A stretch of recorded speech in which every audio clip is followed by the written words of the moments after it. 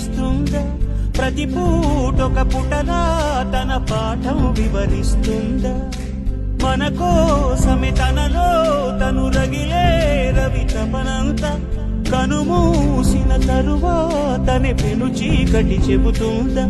కడతేరని పయనాలెన్ని, పడదోసిన ప్రణయాలెన్ని అని తిరగే ఛాయా చరిత పుటలు, వెను చూడక పురికే కథలు, తమ ముందు తరాలకు స్మృతుల చితులు అందించాలా ప్రేమికులు. ఇది కాదే విధిరాత,